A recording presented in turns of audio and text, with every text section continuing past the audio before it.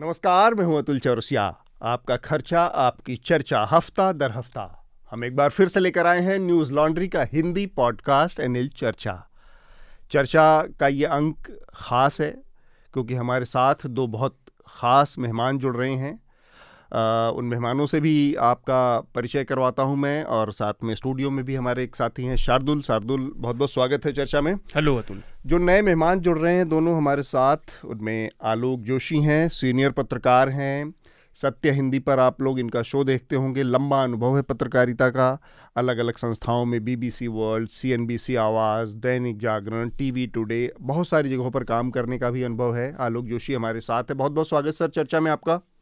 धन्यवाद। इसके अलावा हमारे साथ इफ्तिखार गिलानी हैं, सीनियर पत्रकार हैं। हिंदुस्तान में यहाँ पर रहकर बहुत समय तक पत्रकारिता की है, दिल्ली में भी पत्रकारिता कर चुके हैं।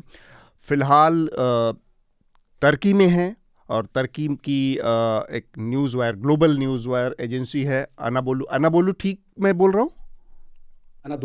अनादोलू। तो ये तुर्की की ग्लोबल वायर एजेंसी है, उसके लिए उसमें जुड़े हुए हैं। अंकारा में हैं फ़िलहाल। एशिया पैसिफिक की जिम्मेदारी है इनके ऊपर। बहुत बहुत स्वागत इफ्तिखार भाई आपका भी चर्चा में। बहुत बहुत शुक्रिया आपका। तो जो विषय हैं इस हफ्ते, उन विषयों के बारे में हमारे साथ शार्दुल हैं। शार्दुल, एक बार सुर्खियों के बारे में बता दें हमारे श्रोताओं को, जो इस हफ्ते महत्वपूर्ण बदलाव घटनाक्रम हुए हैं उनके बारे में। फिर हम इस हफ्ते की चर्चा को आगे बढ़ाएंगे।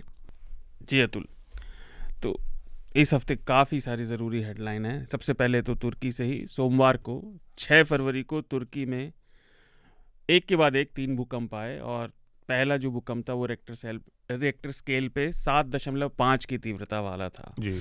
इसमें तुर्की के कई शहरों को बहुत ज़्यादा नुकसान पहुंचा। पड़ोस के सीरिया में जहां पर रिफ्यूजी रह रहे हैं, वहां के सिविल वॉर की वजह से वो इलाके काफ़ी बुरी तरह ध्वस्त हुए। और जो झटके थे वो तो लेबनान और जॉर्डन तक महसूस किए गए।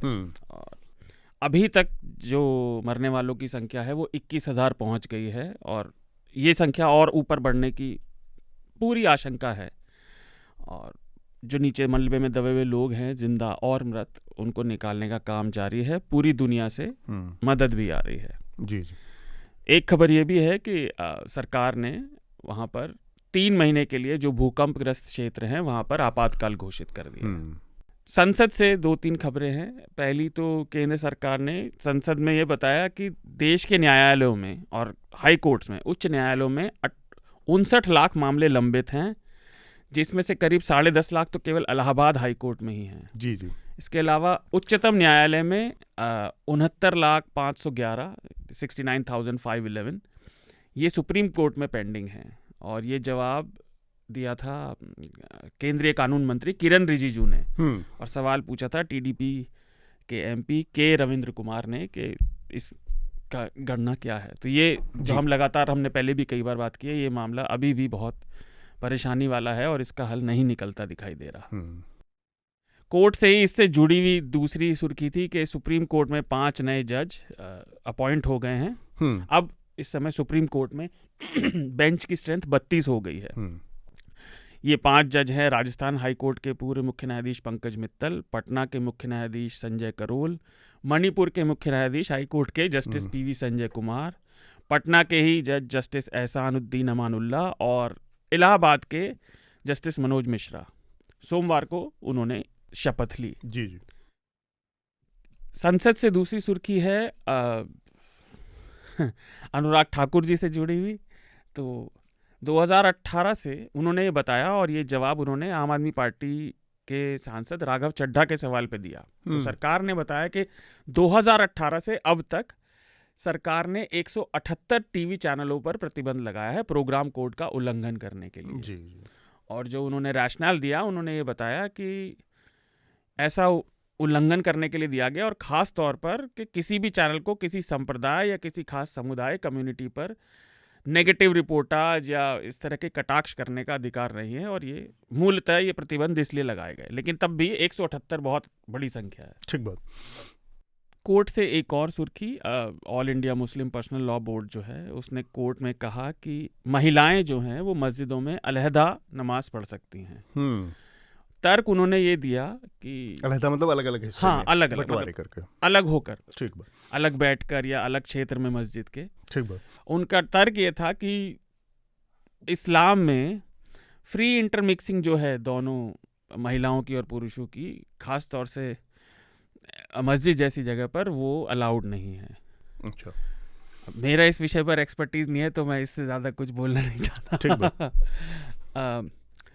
रिजर्व बैंक से एक और सुर्खी है। बुधवार को भारतीय रिजर्व बैंक की MPC यानी मॉनेटरी पॉलिसी कमेटी ने कर्ज की, लोन की ये एक बड़ा मुद्दा बनता दर जा को रहा है। 25 बेस पॉइंट बढ़ा दिया और ये अब 6.5 हो गई है। उन्होंने एक कदम इन्फ्लेशन, मुद्रास्फीति की बढ़ती हुई दर को काबू करने के लिए किया है। महत्वपूर्ण बात यह है कि 2022 साल की शुरुआत से ये शुरू हुआ था, जब महामारी का असर कम होना शुरू हुआ, तब से ये बढ़ना शुरू हुआ अर्थव्यवस्था को पटरी पर लाने की गरज से। और ये 6वीं बार लगातार इन अ रो, सिंगल रो में 6वीं बार लगातार रेपो रेट बढ़ा है। 25 बेसिक पॉइंट पर इस बार बढ़ाया गया है। तो इसको ऐसे समझिए कि 2022 की शुरुआत में जो रेपो रेट, जो ब्याज की दर थी, यानी कि RBI जिस रेट पर देता है लोन, हाँ, वो 4% था और वो अब बढ़कर 6.5, यानी बैंकों को ही अब लोन 6.5% पे मिला है। तो 2.5% की वृद्धि हुई है इस एक साल के अंदर में। मैं आपको बताऊं, ये अधिकतर जितने भी सेंट्रल बैंक हैं दुनिया के, उन सब की बुराई होती है कि उनकी टूल बुक में पहला यही है कि इन्फ्लेशन बढ़ रहा है तो आप रेपो रेट बढ़ा दो। बट मैं हेडलाइन पूरी बता दूं तो नीति यही रहती है, और महंगाई बढ़ी तो कर्जा लेने की दर को बढ़ा दिया जाता है। साथ ही जो गवर्नर हैं RBI के, शक्तिकांत दास, उन्होंने कहा कि अदानी ग्रुप पर जो संकट चल रहा है उसको लेकर भारत की अर्थव्यवस्था पर इतना असर नहीं पड़ेगा, क्योंकि आज वो इतनी मजबूत स्थिति में है कि किसी भी एक कंपनी या समूह को कुछ होने से अर्थव्यवस्था नहीं चरमराएगी। और MPC ने आने वाले क्वार्टर में प्रस्तावित जो उनकी विकास दर थी उसको बढ़ा दिया है, अब 7.8 कर दिया है जी। 2019 में जो जामिया में हिंसा हुई थी उससे जुड़ी हुई एक खबर है।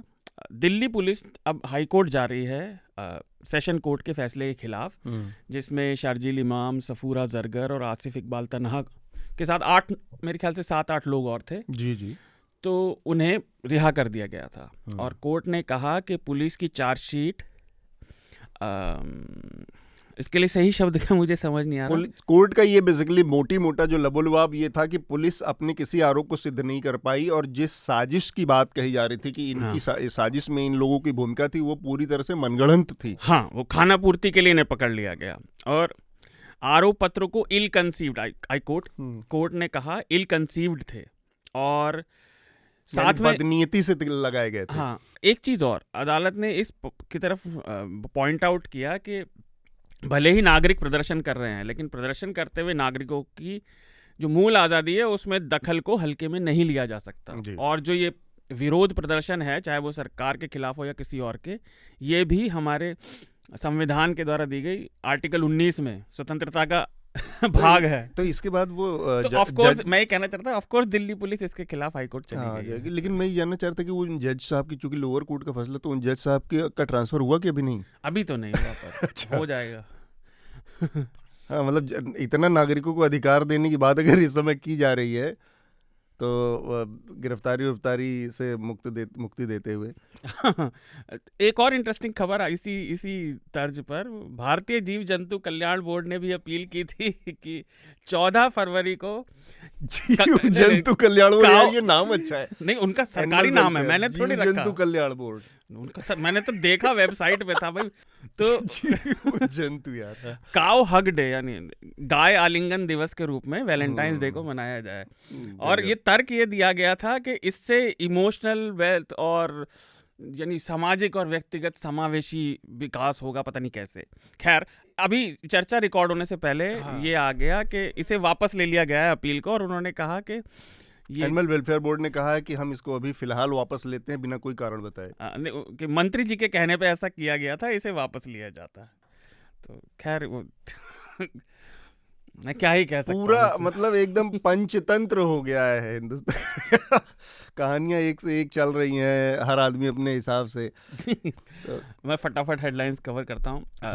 थर्ड पोल, बातचीत शुरू करते हैं जी। थर्ड पोल एक संस्था है जो सदर्न एशिया के पानी के मुद्दों पर रिपोर्ट करती है, बातचीत करती है, उन्होंने दस्तावेज रखे और बात सामने रखी कि असम में जो तेल की नई पाइपलाइन डल रही है उससे जो एंडेंजर्ड जंगल हैं और संकटग्रस्त वन्य जीवन हैं उन पर बहुत बड़ा प्रभाव पड़ेगा और पूरे नॉर्थ ईस्ट में करीब 3000 से ज़्यादा पेड़ों को काटने की और इससे 40 हेक्टेयर वनों पे असर पड़ेगा।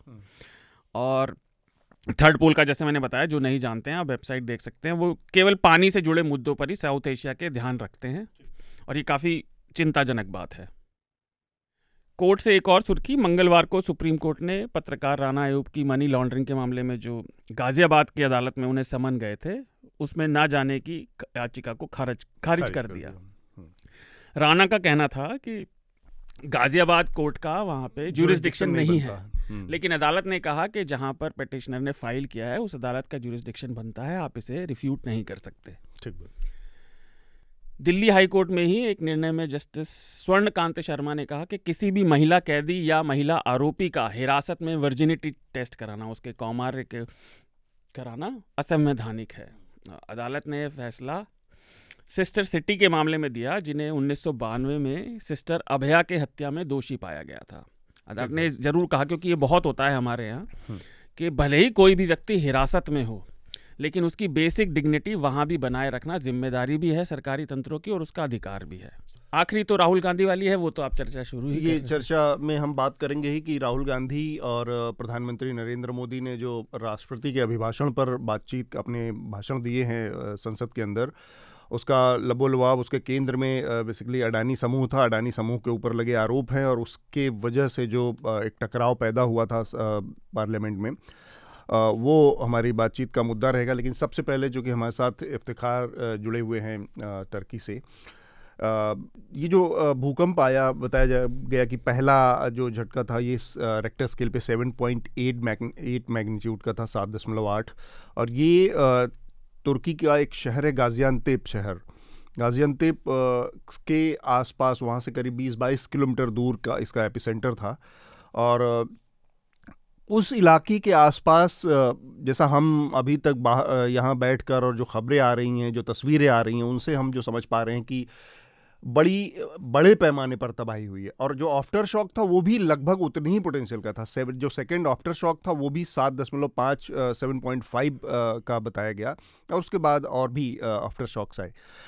वहाँ से आप क्या हमें बता सकते हैं इफ्तिखार भाई, नई अब तक के ताज़ा हालात क्या हैं, ताज़ा अपडेट्स क्या हैं, और किस तरह से सरकार वहाँ पर इस चीज़ से निपटने की कोशिश कर रही है? मेरे ख्याल से ये भी कहा जा रहा है कि पिछले एक दशक में इतनी बड़ी तबाही, इतना बड़ा कोई नेचुरल वो जो जलजला होता है, ऐसा देखने को नहीं मिला है जितना भयानक ये वाक़या हुआ है। मेरे ख्याल में 1934 के बाद से ये पहली बार इस तरह की तबाही यहाँ तुर्की में आई है। लेकिन मैं आपको बता दूं कि पिछले 30 सालों के अपने जो जर्नलिज्म के अपने कैरियर के दौरान मैंने 3 जो है ये अर्थक्वेक्स जो है उनकी डिस्ट्रिक्ट मैंने कवर की हैं। एक तो पहले 93 में वहाँ लातूर में किया था, उसके बाद भुज में, और उसके बाद कश्मीर के 3 जलजले थे जो मैंने कवर किए थे। लेकिन यहाँ जो जलजला और जो सभी जलजले जो मैंने जो 3 कवर किए हैं, जैसे कश्मीर का जलजला था उसमें तो बस 100 किलोमीटर का एरिया जो था वो अफेक्टेड था। उड़ी से लेकर जो वहां पर जो पाकिस्तान के जो पीओके का बालाकोट का एरिया था उस वो 100 किलोमीटर तक का एरिया उसमें अफेक्टेड था। इस तरह से लातूर में उस्मानाबाद और लातूर 2 डिस्ट्रिक्ट्स अफेक्टेड थे। इसी तरह से जो है यहाँ भुज और कच्छ 2 डिस्ट्रिक्ट्स अफेक्टेड थे जब गुजरात का जलजला आ गया था।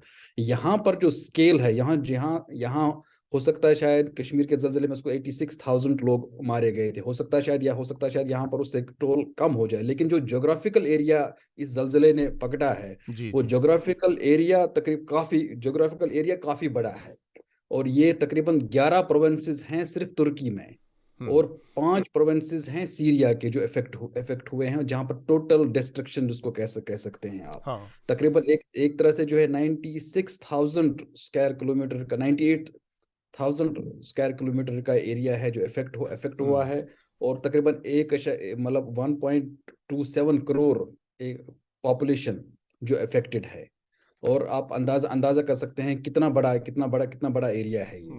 तो और दूसरी चीज ये है कि ये अर्बन सेंटर अर्बन एरियाज हैं ये, जैसे ये आपने भी नाम अभी बता दिया आपने, गाजियानटप तो बिल्कुल एक थ्राइविंग अर्बन सेंटर है। जी जी इसी तरह से जो है बाकी से ये जो दियार बकर है, ये जो इसका इसका जो एक्चुअली एपिसेंटर था कहरमान मराश, उस जगह का नाम है जो एपिसेंटर था, जो बिल्कुल इनके पास। और अगर आप एक पॉइंट से लेकर दूसरे पॉइंट तक अगर आप सिर्फ डिस्टेंस ही देखें, एक पॉइंट से लेकर जैसे अदाना से लेकर जो मराज तक अगर डिस्टेंस, ये दयारबकर तक डिस्टेंस देखें, तकरीबन 600 किलोमीटर का एरिया इफेक्ट हो रहा है, इफेक्ट हुआ है।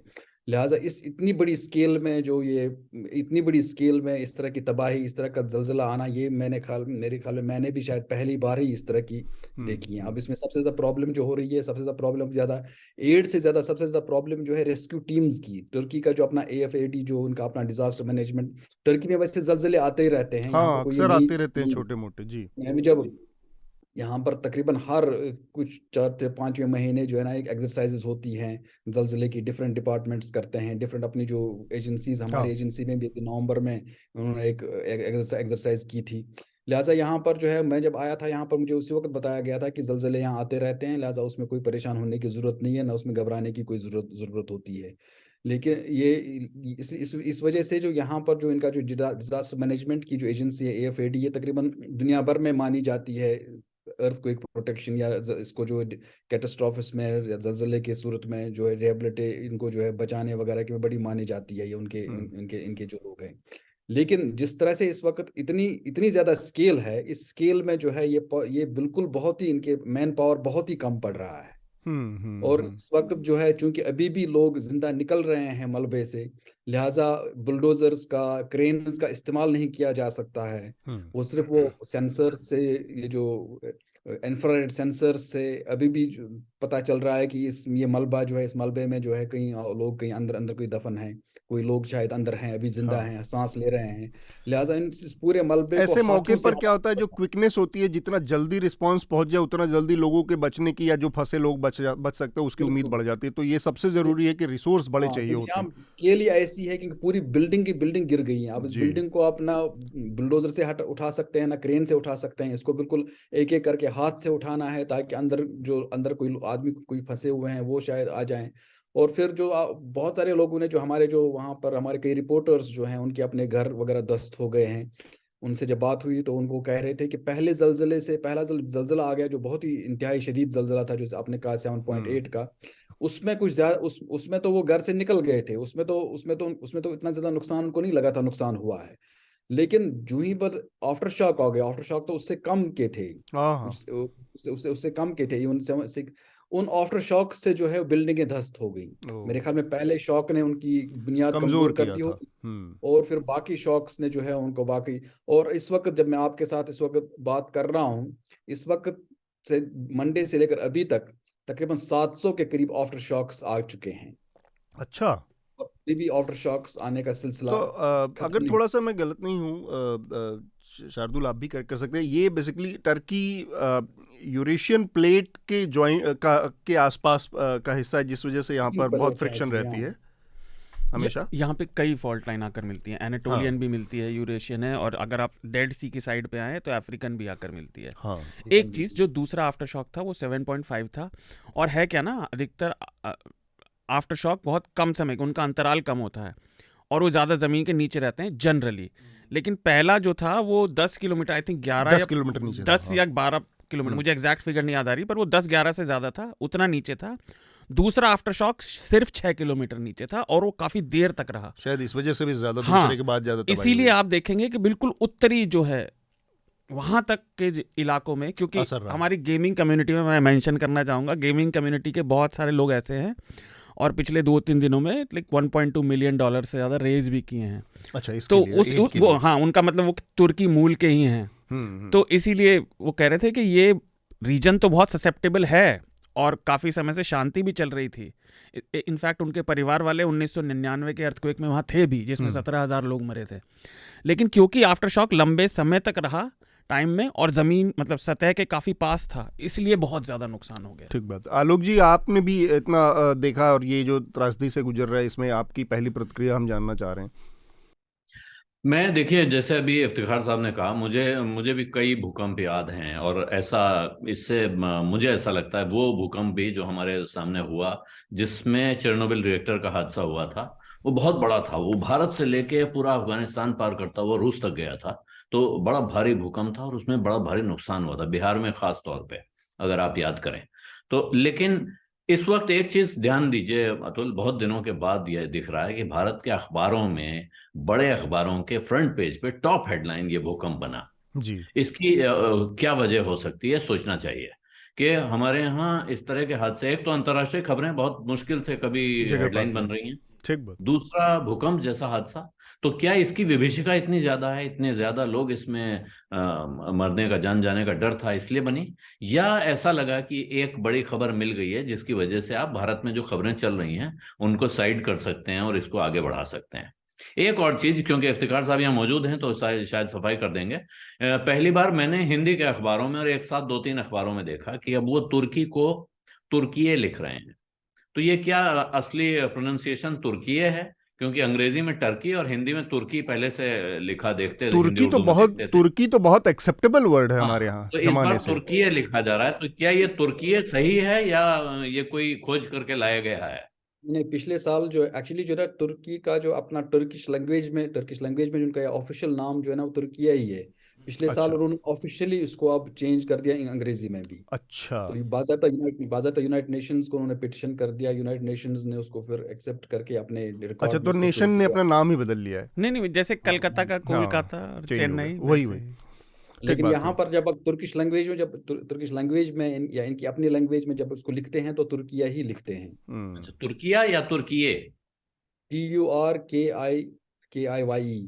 वाई वाई ई। ई, हाँ, वही तुर्की है। तुर्कीये, उसको तुर्कीये, यही मैं एक चीज़ नाम। और मैं जानना चाह रहा हूँ इफ्तिकार साहब, ये जिस तरह की हालत है वहाँ पर, अमूमन इस तरह के प्राकृतिक जो हादसे होते हैं, कुदरती जो आपदाएं होती हैं, उसमें अ, सरकारों के भी हाथ पैर बंध जाते हैं। सीमा, एक लिमिट होती है, क्योंकि तबाही बड़े इसका का जो पैमाना होता है बहुत बड़ा होता है।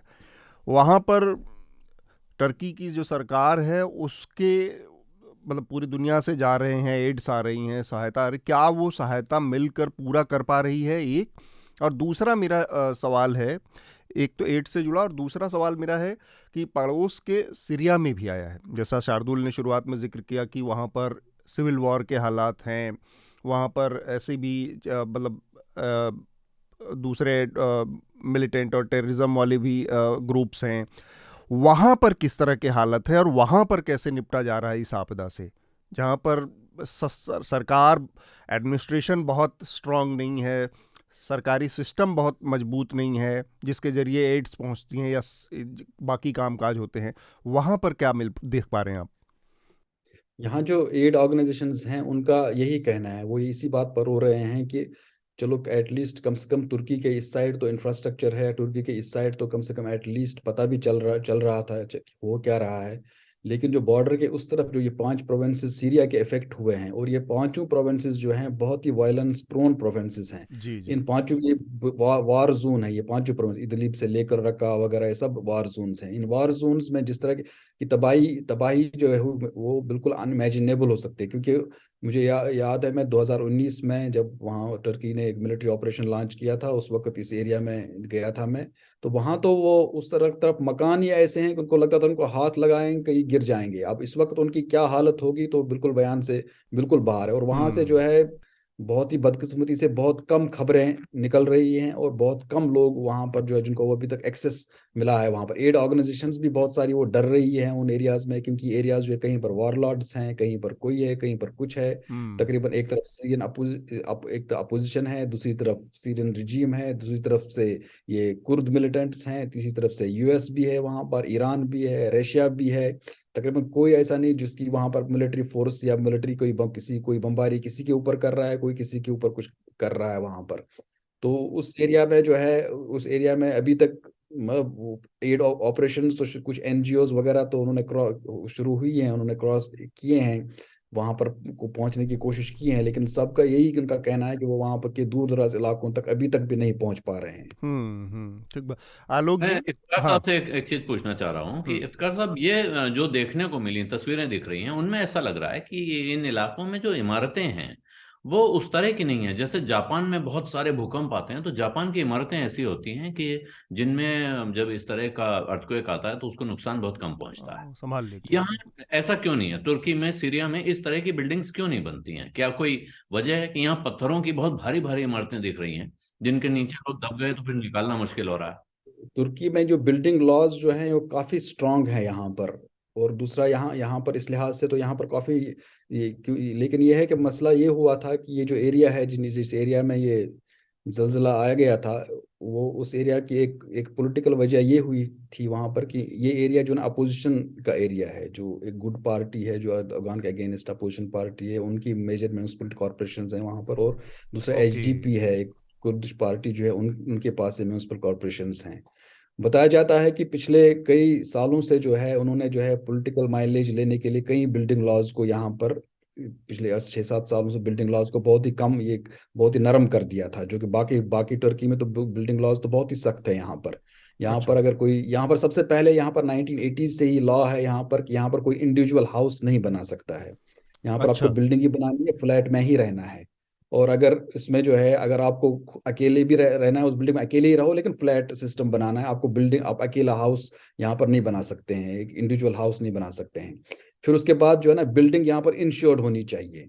और जब तक अगर इंश्योर्ड नहीं हो तो आपको बिजली का कनेक्शन, वाटर का कनेक्शन, आपको कोई यूटिलिटी का कनेक्शन नहीं मिलेगा अगर इंश्योर्ड नहीं होगा। और हम्म। इंश्योरेंस के बाद जो है यहाँ पर तकरीबन 10 साल के बाद बिल्डिंग की, यहाँ पर ये AFAD वाले, इनकी टीम्स आती रहती हैं हर साल बिल्डिंग्स को चेक करते। जैसे मेरी बिल्डिंग में, जिस बिल्डिंग में रहता हूँ यहाँ पर, तकरीबन मुझे याद है, मैं मेरी यहाँ पर रहने के दौरान ही तकरीबन 2-3 बार यहाँ पर वो आते हैं इंस्ट्रूमेंट लेकर, बिल्डिंग्स की दीवारों को चेक करते हैं, इनके स्टोन उनके चेक करते हैं।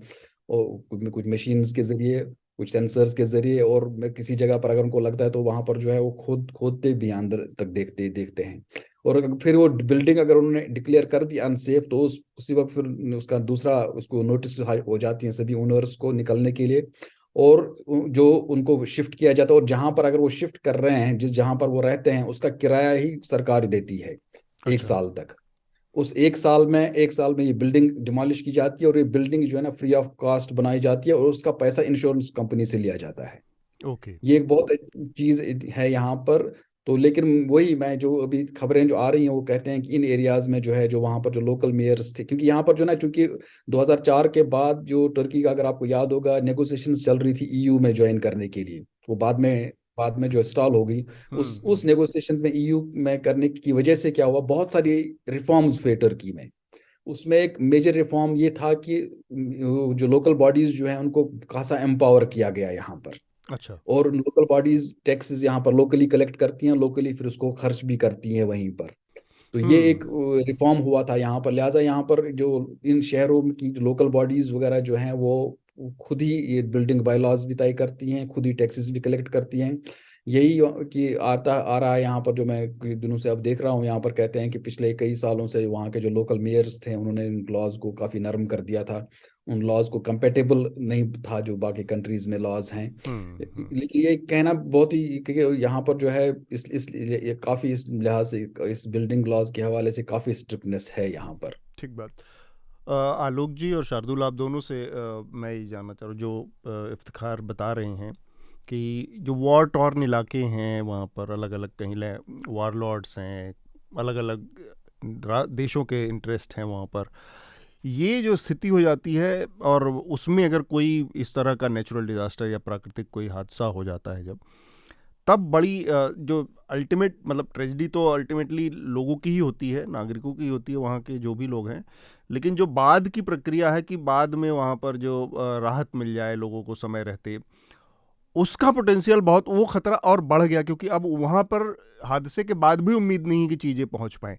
उस नज़रिए से मैं ये जानना चाह रहा हूँ कि वार टॉर्न या इस तरह के कॉन्फ्लिक्ट एरियाज़ को में इस तरह की चीज़ों के निपटने का या कोई ऐसा अनुभव आप लोगों का हो जो कि बताता हो कि कैसे इस तरह की चीज़ों में निपटना चाहिए या क्या हो सकता है जरिया इसका। मतलब मेरा सीधे अनुभव तो नहीं है, लेकिन ये जब आप इस तरह के इलाकों में होते हैं तो साफ जाहिर सी बात है, एक बिल्कुल पक्की सरकार हो, लॉ एंड ऑर्डर मशीनरी हो, उसके बीच में सरकार के नियंत्रण में चीजें जा रही हों तो एक एक सूरत होती है। और आपको ये पता नहीं हो कि आप रिलीफ लेके जा रहे हैं, रिलीफ मटेरियल लेके जा रहे हैं, और कितने किलोमीटर पार करेंगे तो वहां कौन सा वार्डलॉर्ड उस इलाके का ठेकेदार होगा, और वो आपको जाने देगा या नहीं जाने देगा, वो पहले ही लूट लेगा, जिन लोगों को जरूरत है उन तक सामान पहुंचने देगा कि नहीं पहुंचने देगा। इसमें बहुत बड़ी मुश्किल होती है। इंटरनेशनल एजेंसीज के लिए भी ऑपरेट करना मुश्किल हो जाता है उनको। और जो कोई मान लीजिए भारत से भी ऑपरेशन दोस्त चल रहा है, वो मदद पहुंचा रहे हैं, तो वो तुर्की में तो पहुंचा दे रहे हैं, लेकिन अगर वो सीरिया को भी मदद देना चाहें उन इलाकों को, तो वो किसको मदद दें? कहाँ सेंट्रलाइज्ड एजेंसी कौन है जिसको वो कोई मदद पहुंचा दें और वो आगे सही जगह तक पहुंच जाएगी, इसका भरोसा हो? अब भारत सरकार या दुनिया के किसी भी देश की सरकार अपने हेलीकॉप्टर भेज के जगह जगह तो रिलीफ मटेरियल टपकाएगी नहीं। ठीक बात। तो अगर उनको एक सेंट्रलाइज एजेंसी मिल जाती है तो उनके लिए बेहतर होता है। और ऐसे में अगर वहां आपस में सिविल वॉर जैसी सिचुएशन हो, लोग अपनी अपनी जमीन के लिए लड़ रहे हो, तो उनको शायद मौका मिल जाता है। जैसे आपको अगर इसका उदाहरण देखना हो तो उत्तर प्रदेश के, पूर्वी उत्तर प्रदेश के या बिहार के गांवों के इलाकों में जब बाढ़ आती है, तो जब नदी अपना रुख बदलती है तो वो खेतों के जमीन के झगड़े शुरू हो जाते हैं कि भाई मेरा खेत तो बह गया, अब मैं तुम्हारा खेत कब्जा करूंगा। वो कहता है नहीं, तुम्हारा खेत बह गया तो मैं क्या कर सकता हूँ। ये वाला लगभग ये परिस्थिति आप समझिए कि यहाँ बहुत बड़े पैमाने पर है कि अब एक मुसीबत तो भूकंप से आ गई है, दूसरी मुसीबत ये है कि अब हमारा हाल पूछने कोई आए भी तो वो किस रास्ते आए, कैसे आए, और उसकी सुरक्षा की गारंटी क्या हो। और हम मदद लेने जाएं तो हमको बीच में जान का खतरा नहीं रहेगा, ये भी फिक्र है। शार्दुल, देखिए, जैसा आलोक ने बताया, ये विकट सिचुएशन है, ब्यूरोक्रेटिक जिसे गेट कीपिंग है ना, ये हर जगह है। दूसरा, भेजने वालों की जान माल की सुरक्षा भी एक बड़ी चीज़ हो जाती है। तो ऐसे में ही इंटरनेशनल यूनिवर्सली एक्सेप्टेड एजेंसीज काम आती हैं। अब देखिए, जो वहाँ पे नागरिक हैं उनके अलग समर्थन है, सीरिया के जो लड़ रहे हैं उन दोनों पक्षों के भी पीछे से मदद करने वाले अलग अलग हैं, उनकी राजनीति अलग है। तो फॉर उदाहरण के लिए रेड क्रॉस को आप ले लें, या यूएन की जो संस्थाएं हैं, डॉक्टर्स विदाउट बॉर्डर्स है, इस तरह के ही वो पहुंचा सकते हैं, वो भी सरकारों से उनके समर्थन करने वालों के साथ। एक चीज़ और, जो सवाल आलोक ने पूछा था, बिल्डिंग कोड और साइज्मिक प्रूफ करने के लिए बिल्डिंग्स को, तो मेरी जो बात हो रही थी, जो लोकल वो अपना व्यक्तिगत अनुभव बता रहे थे कि ये बात तो ठीक है, लेकिन दूसरा, जैसे कि हिंदुस्तान में होता है, वो इम्प्लीमेंटेशन कई बार उतना पक्का नहीं होता और मॉडर्नाइजेशन नहीं होता, जैसे जापान में लगातार होता रहता है। तो वो जो थोड़ा इंस्टीट्यूशनल हमारा बैकलॉग रहता है, वो अलग अलग देश में अलग अलग स्तर पर होता है, वो भी एक कारण था कि बहुत सारी बिल्डिंग्स अपडेटेड नहीं थी या रिपेयर नहीं थी या लापरवाही हो जाती है, जो उसका खमियाजा ही भुगतना पड़ा। और एनपीआर पे मैं पढ़ रहा था तो उसमें आया था कि काफ़ी सारे जियोलॉजिस्ट और यूएस की जियोलॉजिकल सोसाइटी ने भी कहा कि कभी इतने बड़े भूकंप का, क्योंकि मीडिया में कई लोग था कि वार्निंग क्यों नहीं दी, बताया क्यों नहीं, इसको पक्के तरह से कहा नहीं जा सकता। और रीजन में भी सबको पता था कि भूकंप आना यहाँ कॉमन है और इतने समय से नहीं आया तो आएगा ज़रूर। ठीक बात। इफ्तिखार, मैं आपसे एक और चीज़ जानना चाह रहा हूँ। एक ऑर्गेनाइजेशन का बड़ा जिक्र आता है वाइट हेलमेट करके, कि वो बड़ा अच्छा काम कर रहे हैं, ऐसा कुछ ग्राउंड पे क्या है, किस तरह का है, या फिर किस तरह से वो लोग काम करते हैं? क्योंकि उनका सारा स्पेशलाइजेशन जो है वो पूरा कॉन्फ्लिक्ट एरिया में ही सुनने में आता है। नहीं, ये वाइट हेलमेट जो है खासा काम कर रहे हैं सीरिया में, वो उनका अच्छा काम है वहाँ पर, ऐसे मेरे ख्याल में एक क्रेडिबल एनजीओ के हवाले अगर उनका कोई। लेकिन सीरिया में सबसे बड़ा मसला ये ना, सीरिया में प्लेयर्स इतने ज़्यादा हैं, जैसे भी आलोक जी ने भी कहा, इतने प्लेयर्स हैं। अब आईएसआईएस भी है वहाँ, अलकायदा भी है वहाँ पर, वहीं पर जो है ये Syrian opposition forces, democratic forces भी है, अपोजिशन फोर्सेस वो भी हैं, वहीं पर ये वाईपीजे पीके के वो भी हैं, जो वहाँ से बैठ कर फिर आकर तुर्की में फिर हमले करते हैं। तो इतने सारे फोर्सेस हैं। आप इतने सारे फोर्सेस को कंटेन करना और फिर उनको नेगोशिएट करना उनके साथ बहुत ही मुश्किल है। यहाँ मुझे याद है जब 2005 में जब कश्मीर में जो अर्थक्वेक हुआ था, उस वक्त कश्मीर तो ऐसा मिलिटेंसी वगैरह थी, बहुत ही पीक थी उस वक्त। लेकिन एक बहुत एक वजह हुई वहां पर कि वहां पर चूंकि इंडिया और पाकिस्तान ने आपस में डिसाइड कर दिया था उस वक्त की जो है हम एक सीज फायर करेंगे, और दूसरा ये है कि वो कॉरिडोर्स खोल देंगे। जी जी। और उसकी वजह से उसने उसने काफी बड़ा प्रभाव डाला था। अगर आपको याद होगा, उसके बाद जो पीस प्रोसेस शुरू हुआ था इंडिया पाकिस्तान के दौरान, जी जी। तो उसने जो उस अर्थक्वेक के दौरान जो आपस में जो आदान प्रदान हो गया था, आपस में जो कॉन्ट्रैक्ट्स बने थे, उन्होंने जो है काफी, मतलब अगर आपको याद होगा 2006-07 तक तो अगर ऑलमोस्ट, अगर सत्येंद्र एस के लांबा की को अगर उस पर यकीन किया जाए, या जो हम कसूरी के ऊपर यकीन करें, तो कहते हैं कि 2007 में उन्होंने कश्मीर का मसला ही तकरीबन उस तक सुलझाने के पहुंचा, आसपास पहुंच गए थे। जी। तकरीबन सेटलमेंट के तक पहुंचा दिया था।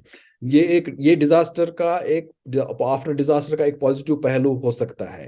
ये सीरिया में जो है, क्योंकि प्लेयर्स इतने सारे हैं और वहाँ इतने सारे प्लेयर्स हैं, लेकिन एक सिल्वर लाइनिंग शायद ये है कि हो सकता है शायद अगले कुछ दिनों में शायद टर्की और सीरिया के बीच में कोई ना कोई रीअप्रोचमेंट शायद हो जाए। ठीक बात। जो वीडियो का हिस्सा है इस पॉडकास्ट का, हम उसको यहीं पर रोकेंगे। ये पॉडकास्ट आगे जारी रहेगा, लेकिन इसके लिए आपको पॉडकास्ट पे जाना पड़ेगा और पॉडकास्ट सुनना पड़ेगा पूरा। चर्चा हमारी अभी जारी रहेगी।